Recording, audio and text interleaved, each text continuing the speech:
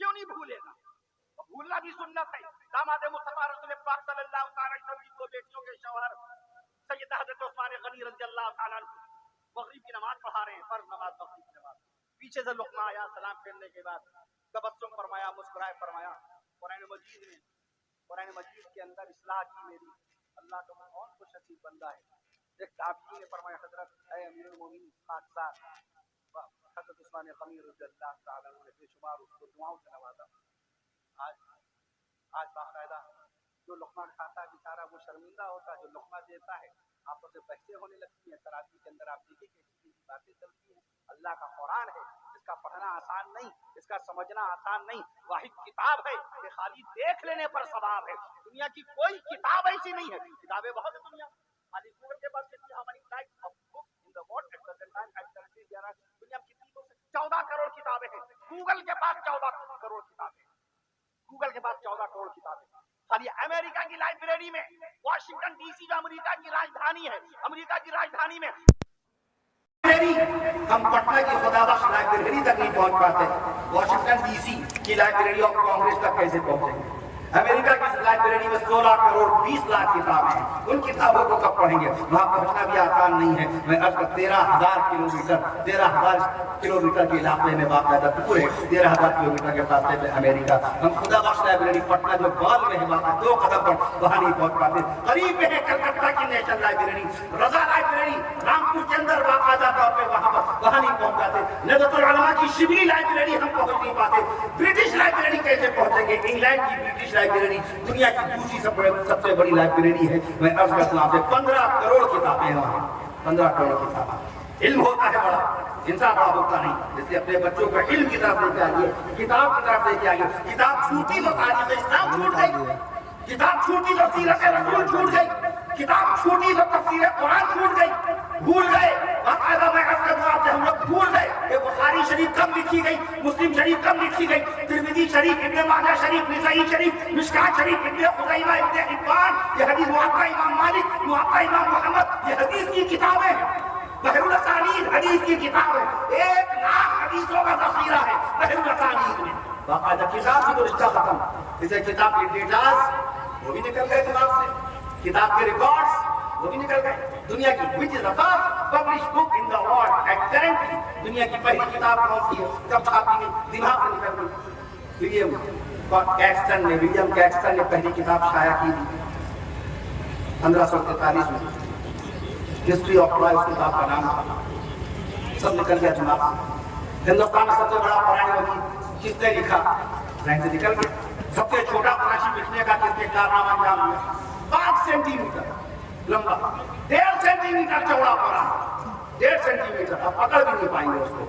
سب سے ورق کدو جو آپ پکڑ نہیں پائیں. 1.5 سینٹی میٹر جو آپ کا 1.5 انچ نہیں، 1.5 سینٹی میٹر چوڑا، 5 سینٹی میٹر لمبا قرآن مجید. مدھیہ پردیش کے شہر ریوا کے اندر میں مدھیہ پردیش گیا تو میں نے خوبی بتائی وہاں کے لوگوں کو کہ آپ کے صوبے میں ہندوستان کا سب سے مختصر قرآن، سب سے کم جگہ میں پورا قرآن لکھا گیا باقاعدہ وہ آپ کے صوبے میں موجود ہے باقاعدہ. میں نے اندور کے جلسے میں اس کا تذکرہ کیا تھا. میں عرض کر دوں آپ سے ریوا کے اندر ہندوستان کا سب سے مختصر قرآن رکھا ہوا ہے. سب سے بڑا سب سے لمبا قرآن راجستھان گیا تھا بخاری شریف کے جلسے میں. وہاں میں نے اعلان کیا کہ راجستھان وہ صوبہ ہے جہاں ہندوستان کا سب سے بڑا سب سے لمبا قرآن رکھا ہوا ہے. سبحان اللہ کہیں تو لمبائی بتاؤں گا، سبحان اللہ کہیں تو لمبائی بتاؤں گا. 10.5 فٹ لمبا، 10.5 فٹ لمبا، 7.5 فٹ چوڑا قرآن رکھا ہوا ہے باقاعدہ. کہاں کس مقام پر؟ میں عرض کر دوں آپ سے راجستھان صوبہ ہے، راجستھان صوبہ ہے وہاں پر باقاعدہ موجود ہے.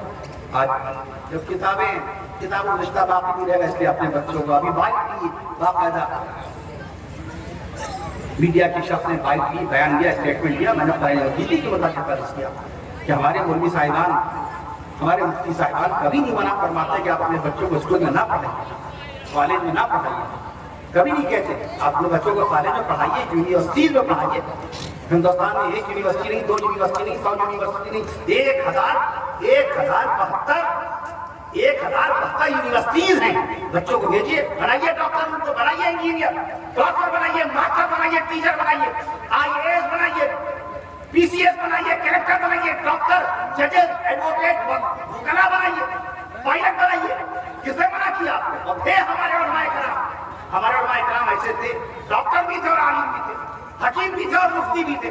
میں عرض کروں آپ سے، لیکن ساتھ ساتھ دین کی تعلیم سے باقاعدہ غافل نہ ہوئیے گا. اپنے بچوں کو عالم بھی بنائیے، اپنے بچوں کو حافظ بھی بنائیے، اپنے بچوں کو قاری بھی بنائیے، اپنے بچوں کو باقاعدہ مؤذن بھی بنائیے، اپنے بچوں کو باقاعدہ مفتی بھی بنائیے.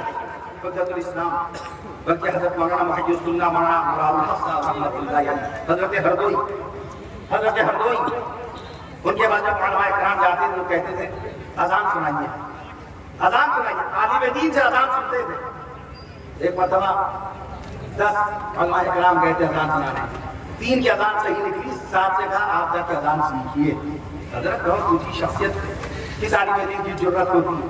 حضرت سے کہتے حضرت تو عالم بن کے کہا ہاں اس میں اذان کی سند نہیں لکھی کہ آپ نے اذان سیکھی، آپ نے نصاب پڑھا ہے، آپ نے کورس پڑھا ہے، بے شک آپ عالم دین، آپ مولانا صاحب، آپ کو مولانا صاحب کہا جائے گا، آپ کا ادب لازم، آپ کی تعظیم واجب ہے. لیکن اس میں یہ نہیں دیکھا کہ آپ نے اذان باقاعدہ سیکھی ہے. یہ اللہ والوں کی باتیں ہوا کرتی. سیکھنا، سکھانا، پڑھنا، پڑھانا، یہ ان کا شیوا کا باقاعدہ. مدرسے کی حالت دیکھیے ذرا، ایسے حالات سے مدرسہ گزر گئے. مجھے بتایا مولانا شفیع صاحب نے، مولانا تقی صاحب نے باقاعدہ حالات بتائے.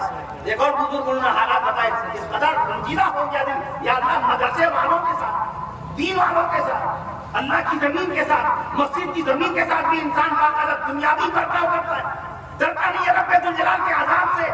ہر طرف چاروں طرف بدامنی پھیلی ہوئی ہے، ہر طرف باقاعدہ دیکھ کہیں تباہی بچی ہوئی ہے، کہیں پر زلزلہ، کہیں پر طوفان، کہیں پر بارشیں. اس کے باوجود خوف نہیں.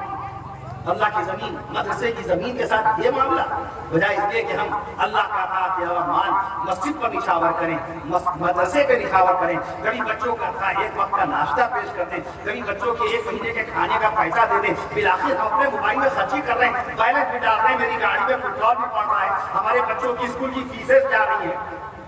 اب اسکول سے فیس رکھ کے آ جاتی ہے 15,000 روپے، 15,000، 3 مہینے کی فیس 15,000 روپے. آپ ان سے لے کر کے پہنچا ہی دیتے ہیں جیسے کیسے کر کے بچے کا مستقبل، ہمارے بچے کا فیوچر خراب نہ ہو.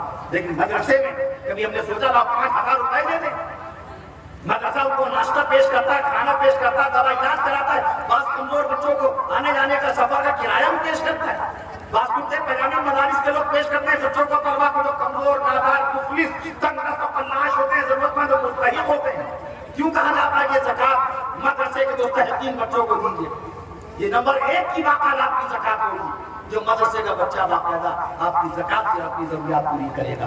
وہ زکات کا پیسہ کھانے کے بعد پکچر نہیں دیکھے گا، وہ زکات کا پیسہ کھانے کے بعد موبائل پہ باقاعدہ نغمے نہیں سنے گا. وہ اپنا پیٹ بھرنے کے بعد اللہ کا قرآن کھول کے بیٹھ جائے گا، اللہ کا قرآن یاد کرے گا. وہ 7 کلمے یاد کرے گا، وہ نماز کی سنتیں یاد کرے گا، وہ رسول پاک صلی اللہ علیہ وسلم کی بتائی ہوئی تعلیم کردہ دعائیں یاد کرے گا. وہ بچہ مولوی بن رہا آپ کے پیسے سے، وہ بچہ حافظ بن رہا آپ کے پیسے سے. آپ چاہیں گے کہ آپ کا زکات کا پیسہ، بے شک جو آدمی بے نمازی ہے، بے روزہ، بد عمل، بد کردار ہے، اور اگر وہ مستحق ہے یعنی اس کے پاس پیسہ نہیں، پیٹ بھرنے کا پیسہ نہیں، وہ شرابی کیوں نہ پیتا ہو لیکن کھانے کے وقت کھانا نہیں ہوتا ہے. ہمارے علماء کا فتاوی محمودیہ، فتاوی رشیدیہ، فتاوی خلیلیہ، فتاوی رحمانیہ، ہر فتوے کی کتاب اٹھا کر کے دیکھیے. وہ ایک شخص جس کے پاس حویلی ہو، حویلی مگر اس حویلی سے ایک نان شبینہ، ایک روٹی کا ذریعہ نہیں ہے. حویلی محل ہو لیکن ایک روٹی کا کوئی ذریعہ نہیں ہے، بھوکا رہتا ہے، اس محل والے کو زکات دینا چاہیے. ہو جائے کھانا نہیں اس کے پاس، اس کے پاس اناج نہیں ہے، غلہ نہیں ہے، چاول اور روٹی نہیں ہے، اس کے پاس ساگ سبزی نہیں ہے جس سے پیٹ بھر سکے.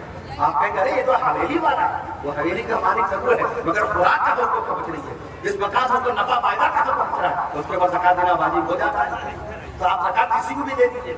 لیکن جو بچہ مدرسے میں پڑھ رہا ہے، آپ کا بچہ باقاعدہ آپ کا پیسہ زکات والا جو مدرسے کے بچے کو ملے گا اس سے وہ باقاعدہ علوم دینیہ سیکھے گا. کہیے سبحان اللہ. علوم نبویہ سیکھے گا، علوم اسلامیہ سیکھے گا، وہ مبلغ بنے گا، وہ باقاعدہ وہ مبلغ بنے گا، وہ داعی بنے گا، وہ رسول پاک صلی اللہ علیہ وسلم کا سچا غلام بنے گا. حضرات صحابہ کرام رضوان اللہ تعالی علیہم اجمعین کی عظمت شان بیان کرے گا. اگر ہمارے شہر لکھنؤ پر کیسا کوئی وقت کا عالم اسلام کی مشہور معروف شخصیت نامور عالم اسلام ملت کے رہبر و رہنما ہمارے مقصود کرم فرما دفاع صحابہ کے مرد میدان تحریر ختم نبوت کے سرسائل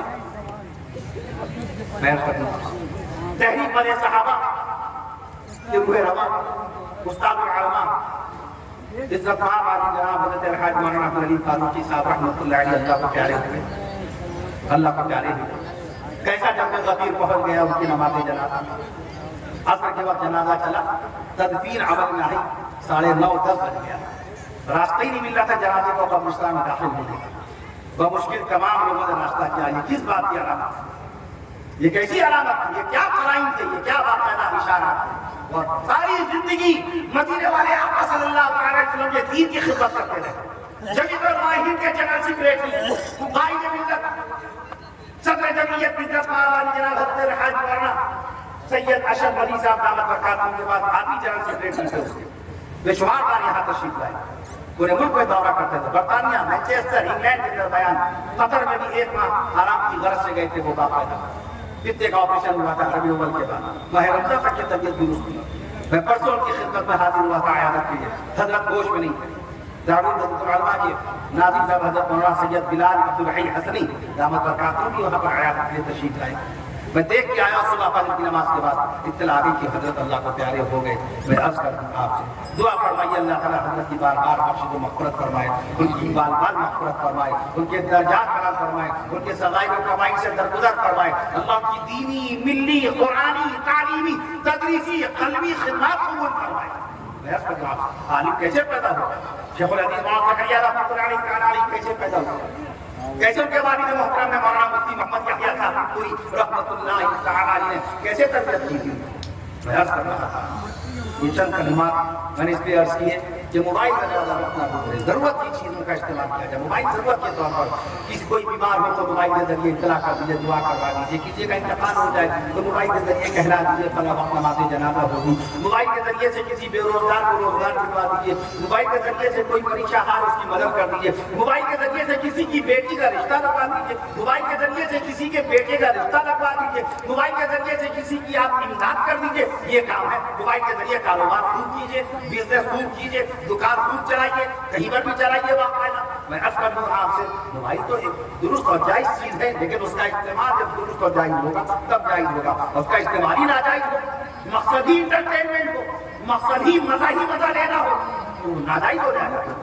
میں عرض کر دوں آپ سے اس لیے اپنے بچوں کو کتاب کی دنیا میں لے کے آئیے، ان کو دینی تعلیم بھی دلائیے، ان کو اصلی تعلیم بھی دلائیے۔ میں عرض کر دوں آپ سے اگر پوچھا جائے اللہ کے نبی صلی اللہ علیہ وسلم کی کتنی بیٹیاں ہیں، رسول پاک صلی اللہ علیہ وسلم کے کتنے جنتی شہزادے ہیں، پیارے نبی صلی اللہ علیہ وسلم کے نواسے کتنے ہیں، کتنے لوگ بتائیں گے؟ 5 نواسوں کا تذکرہ کتنے لوگ کریں گے؟